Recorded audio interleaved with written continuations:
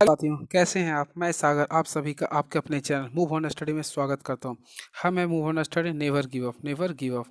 तो चलिए दोस्तों, आज मैं आपके सामने सबसे इम्पोर्टेंट जो आने वाले किसी भी एग्ज़ाम में, अर्थात जे झारखंड से रिलेटेड एग्ज़ाम में काम आने वाली है, तो उससे रिलेटेड जानकारी लेके आया हूँ। आज मैं आप लोगों के सामने आप लोग के डिमांड पर आज जो झारखंड में पहले एग्ज़ाम हुए, यानी कि 4 फरवरी, याद रखिएगा दोस्तों, 4 फरवरी 2018 को हुए जेएसएससी एग्ज़ाम, अर्थात पंचायत सेक्रेटरी का जो एग्ज़ाम हुआ था, वही क्वेश्चन मैं लेके आया हूँ। कुछ इसके डिस्कशन के साथ भी लेके आया हूँ। तो आप लोग बने रहिएगा। यह इस वीडियो को मैं छोटे छोटे माध्यम से ज़रूर पूरा अपलोड कर दूंगा, और भी वीडियो अपलोड करूंगा झारखंड से रिलेटेड के साथ साथ। तो आप लोग बने रहिए, और कैसा लगता है आप लोग ज़रूर बताइएगा। तो स्टार्ट करता हूं दोस्तों। सबसे पहले चलिए डेट से ही मैं आप लोग को ऑपरेशन करना सिखाता हूं। देखिएगा दोस्तों, सबसे पहले था 4 फरवरी। 4 फरवरी, अगर झारखंड की बात की जाए तो आप लोग याद रखिएगा, 4 फरवरी 1973 को, 4 फरवरी 1973 को झारखंड के वर्तमान, यानी कि झारखंड के वर्तमान मुख्यमंत्री, यानी कि झारखंड के वर्तमान मुख्यमंत्री हेमंत सोरेन के राजनीतिक पार्टी जेएमएम का स्थापना हुआ था। यानी झारखंड मुक्ति मोर्चा का स्थापना 4 फरवरी 1973 को हुआ था। यहीं से एक क्वेश्चन निकल गया, ठीक है दोस्तों। और जिसका संस्थापक था शिबू सोरेन थे। कौन थे दोस्तों? शिबू सोरेन। ये आपका उसके साथ साथ शिबू से 1995 में, यानी 9 अगस्त 1995 में जैक का स्थापना हुआ था, उसके भी संस्थापक थे। तो चलिए, अब इसी अनुसार आप समझ सकते हैं कैसा ऑपरेशन होने वाला है। पूरा झारखंड, पूरा जीके जीएस के अनुसार मैं जो भी क्वेश्चन है सबका ऑपरेशन वही करूँगा। तो आप लोग बने रहिए, अगर आप लोग सपोर्ट कीजिएगा तो मैं पूरे कंटेंट के साथ प्रोवाइड करूँगा। तो चलिए देखिए, पहला क्वेश्चन क्या लिख रहा है दोस्तों। यह क्वेश्चन लिख रहा, कौन सी टोपोलॉजी में नेटवर्क कंपोनेंट्स उसी केबल से जुड़े होते हैं। सबसे पहले हम लोग जानना चाहेंगे टोपोलॉजी क्या होता है। What do you mean by topology. तो यह तो एक कंप्यूटर से रिलेटेड फैक्ट्स है दोस्तों। तो मैं टोपोलॉजी के बारे में बता देना चाहता हूँ। टोपोलॉजी होता है ना नेटवर्क में, यानी जो नेटवर्क होता है, नेटवर्क में कंप्यूटर की व्यवस्था को, नेटवर्क में कंप्यूटर की व्यवस्था को हम लोग टोपोलॉजी कहते हैं। समझ में आ गया होगा दोस्तों। यानी नेटवर्क में कंप्यूटर की व्यवस्था को हम लोग क्या कहते हैं? टोपोलॉजी। बस याद रखें। यानी कि कंप्यूटर प्लस नेटवर्क का संबंध किससे होता है? टोपोलॉजी से। तो इसमें क्वेश्चन बोल रहा है ना, कौन सा टोपोलॉजी नेटवर्क कंपोनेंट्स उसी केबल से जुड़े होते हैं। तो उसी केबल से जुड़े होते हैं, तो इसमें इसका आंसर होगा बस। देखिए लिखा हुआ भी, यानी बस जो होते हैं ना, वह उसी के केबल से जुड़े होते हैं। चलिए यहाँ तक बता दिया। आते हैं कंप्यूटर डे। तो कंप्यूटर डे कब मनाया था? 2 तारीख को मनाया था, 2 दिसंबर को मनाते हैं, यानी कंप्यूटर साक्षरता दिवस मनाया था। ठीक है, तो चलिए आगे चलते हैं। क्या लिख रहा, कौन सा इनमें से कौन भारतीय रेलवे के पिता माने जाते हैं। तो ये क्वेश्चन काफ़ी अच्छा है दोस्तों, जीएस के लिए और भी किसी भी कम्पिटेटिव एग्जाम के लिए। क्या लिख रहा क्वेश्चन, कौन सा भारतीय रेलवे के पिता कहते हैं। तो भारतीय रेलवे के पिता, तो इसका राइट आंसर होगा दोस्तों लॉर्ड डलहौजी। तो लॉर्ड डलहौजी को भारतीय रेलवे का जनक या पिता कहते हैं। लेकिन अगर यही पूछ देता किसके शासनकाल में सबसे ज़्यादा, अगर पूछ देता किसके शासनकाल में सबसे ज़्यादा, थोड़ा सा चेंज कर देता हूँ, किसके काल में सबसे ज़्यादा ट्रेन चले या फिर ट्रेन का विस्तार हुआ, तो आप लोग याद कर लीजिए 1905 में लॉर्ड कर्जन के समय में हुआ था। ठीक है, यहाँ से दो क्वेश्चन आता है।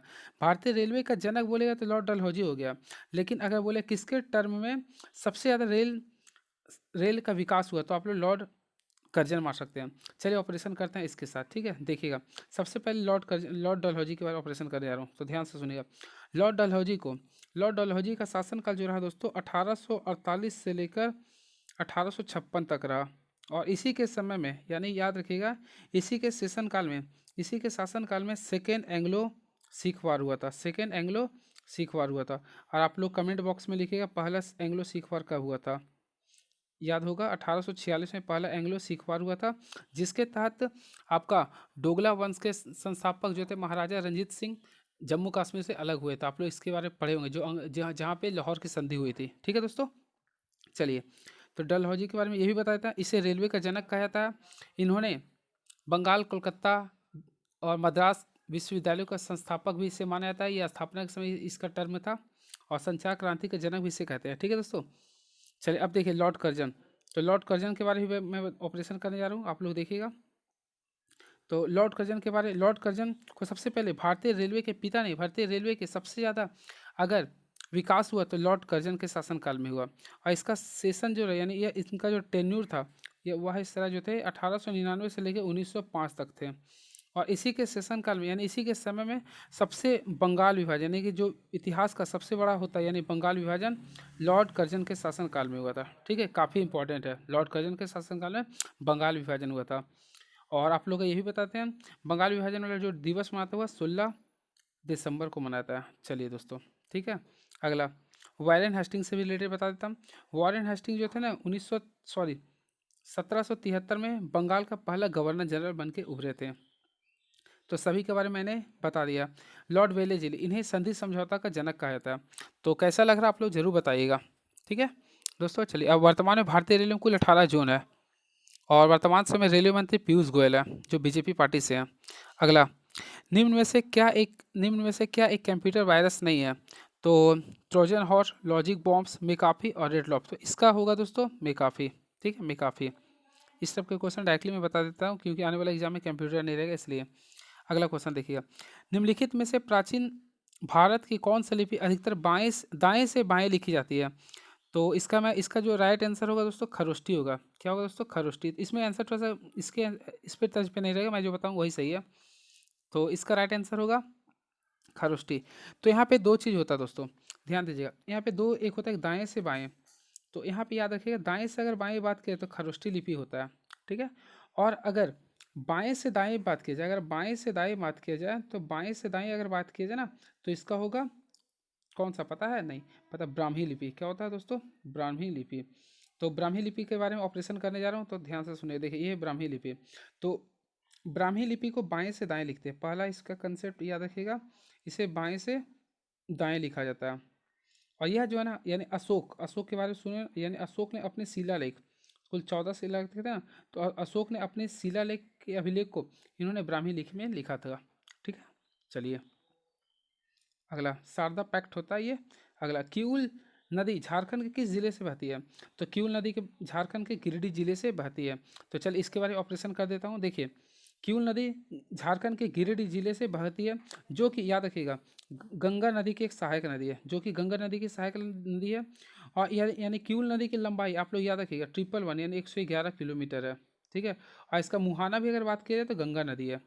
ठीक है, चलिए और बता देते हैं झारखंड की सबसे बड़ी नदी की बात करें तो दामोदर नदी है। दामोदर नदी है। ठीक है, जो छोटा नागपुर की पठार से निकलती है। और और क्या इसके बारे में बता, गिरिडीह के बारे में बता देते हैं। गिरिडीह जो है दोस्तों वह जिसकी स्थापना 19 गिरिडीह का गठन 1991 में हुआ था। ठीक है, गिरिडीह में ही पारसनाथ की पठार स्थित है। चलिए, पद्म भूषण विजेता शैलेश कुमार बंदोपाध्याय का जन्म कब हुआ? तो इसका आंसर लिखा हुआ दोस्तों 1926 में, तो यानी इसका आंसर 1926 होगा। ठीक है, अगला 7वां क्वेश्चन, निम्नलिखित मदों में से किसका उपयोग एक ऐसे ईमेल अकाउंट हेतु किया जाता है जिसमें एक स्टोरेज क्षेत्र होता है? तो इसका डायरेक्टली इन सिंपल वे में आंसर होगा दोस्तों मेल बॉक्स। क्या होगा? Mail box. तो इसके बारे में ऑपरेशन कर देते हैं ताकि अच्छा लगे। Mail box. तो सबसे पहले ईमेल के बारे में बता देना चाहता हूँ। ईमेल का जो संस्थापक होते हैं, जो जनक होता है, उसको बोलते हैं रे टॉमलिंसन। ठीक है, याद रखिएगा। अगला, कर्मा त्यौहार का दिन कर्मा त्यौहार के दिन श्रद्धालु लगभग कितने घंटे के लिए उपवास करते हैं? तो ये उनका सबसे फेमस त्यौहार है जो कि श्रद्धालु जो होते हैं वह 24 घंटे के लिए अपने उपवास रखते हैं। तो कर्मा त्यौहार जो है ना एक कर्म का पेड़ से ये होते हैं, जिसमें बहन अपने भाई की रक्षा के लिए कर्मा पेड़ को पूजा करते हैं। और तो और ये बता देते हैं ये जो पूजा होते हैं यानी जो कर्मा जो पूजा होता है ये हमेशा झारखंड में भादो मास के शुक्ल पक्ष के एकादशी यानी भादो मास के शुक्ल पक्ष के एकादशी, याद रखिए एकादशी में हमेशा मनाया जाता है।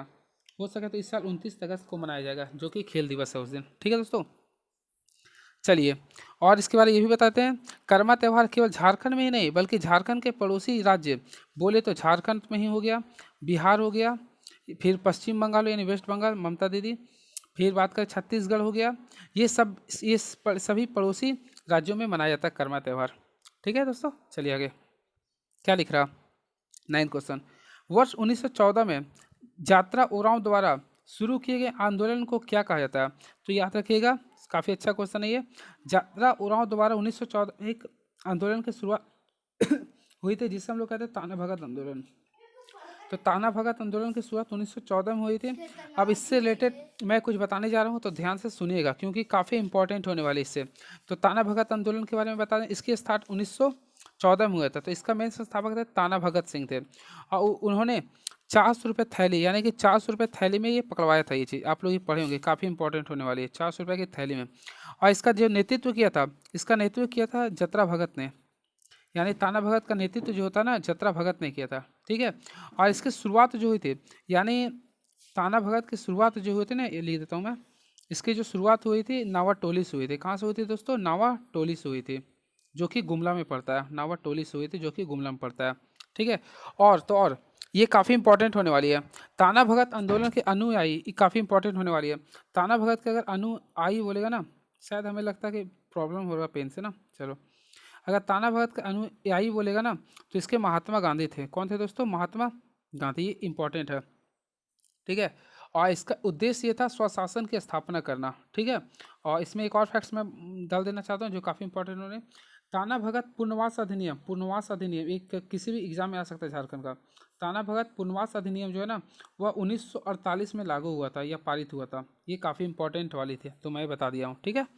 चलिए देख लीजिए, यानी इसका आंसर होगा ताना भगत आंदोलन। ठीक है। बिरसा का धार्मिक का तो 1895 में हुआ था। ठीक है। चलिए अब आगे देखते हैं।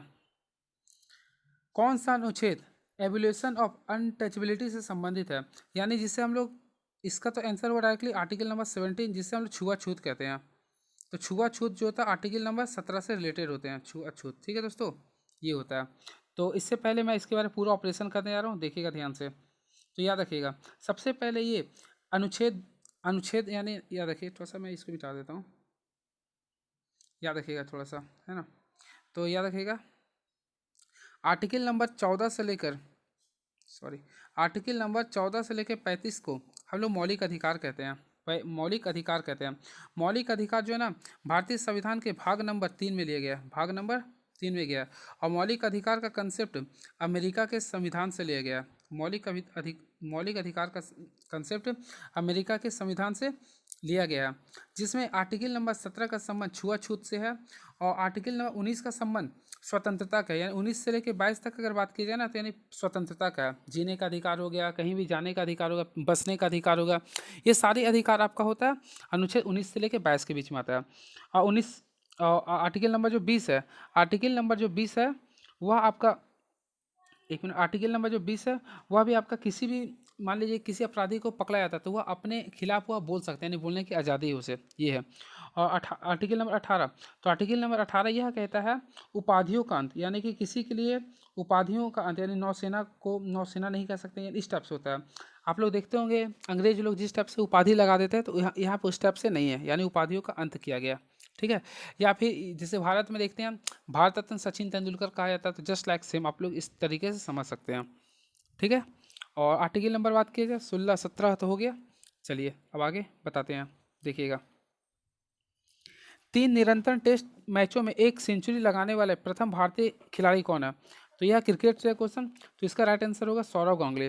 तो 3 निरंतर टेस्ट मैचों में एक सेंचुरी लगाने वाला प्रथम भारतीय खिलाड़ी है सौरव गांगुली। तो सौरव गांगुली से रिलेटेड मैं बताने जा रहा हूँ। सौरव गांगुली वर्तमान समय में बीसीसीआई का अध्यक्ष है। बीसीसीआई का वर्तमान अध्यक्ष कौन है दोस्तों? सौरव गांगुली। और इसका एक बुक भी आया था जिसका नाम है a century is not enough, यानी the century is not enough. यह बुक आपका भारतीय पूर्व कप्तान सौरव गांगुली के है, not enough, a century is not enough है, इनफ। ठीक है। और इसके साथ साथ यही बता देना चाहता हूँ, सौरव गांगुली भारत के पूर्व भारतीय कप्तान भी थे। ठीक है। और इसके बारे तो ही कुछ, और बीसीसीआई का स्थापना बारे बताते हैं। बीसीसीआई का स्थापना 1928 में हुआ था। ठीक है। जिसका फुल फॉर्म होता है भारतीय क्रिकेट क्लब इंडियन। ठीक है। और इसका जो है, ये इसका हेडक्वार्टर मुंबई के वानखेड़े स्टेडियम है। विजय हजार एक ट्रॉफी होती है, तो ये क्वेश्चन गलत है, लाला मरनाथ। ठीक है। अगला, झारखंड फुटबॉल टीम ने कितनी बार Subroto Mukherjee cup football tournament में राष्ट्रीय चैंपियनशिप जीती है? इस क्वेश्चन के आधार पर लोग देख सकते हैं, हमेशा खेल से क्वेश्चन हमेशा पूछता है, तो यानी इस बार भी एग्जाम में जितने क्वेश्चन क्रिकेट से है, खेल से है, कबड्डी से, आप लोग पढ़ लीजिएगा। तो इसका राइट आंसर होगा 2। तो Subroto cup football tournament Jharkhand team ने 2 बार जीता है। ठीक है। चलिए अगला, निम्नलिखित में से इक्वाटोरियल गिनी की राजधानी क्या है? देखिए क्वेश्चन काफ़ी तगड़ा है दोस्तों। निम्नलिखित में से इक्वेटोरियल गिनी की राजधानी क्या है? तो इसकी राजधानी होता है मलाबो। मलाबो को इक्वेटोरियल गिनी की राजधानी कहते हैं। बात करें प्रिस्टीना, तो प्रिस्टीना हम लोग पढ़ते आ रहे बचपन से, इसकी राजधानी हो, किसकी राजधानी? कोसोवो का, यानी कि कोसोवो की राजधानी प्रिस्टीना है। और दिल्ली, दिल्ली जो आपकी राजधानी है वो आपका तिमोर लेस्टोली की राजधानी है। लिख देता हूँ, थोड़ा सा ये चेंज कर देता हूँ। तिमोर, तिमोर लेस्टोरी की राजधानी दिल्ली है। ठीक है, दिल्ली नहीं समझे, दिल्ली। जो कि IONS यानी IONS में कुल कितना देश है पता आप लोगों को? हाँ 24। तो 24 कंट्री, उसी में दिल्ली भी शामिल है, उसमें भारत भी शामिल है। ठीक है, और एकमात्र यूरोपियन कंट्री फ्रांस शामिल है। बर्लिन, बर्लिन के कारण तो आप लोग पता है इसकी राजधानी जर्मनी की राजधानी बर्लिन है। ठीक है, चलिए अगला, कंप्यूटर को डिस्पैच करता हूँ अभी।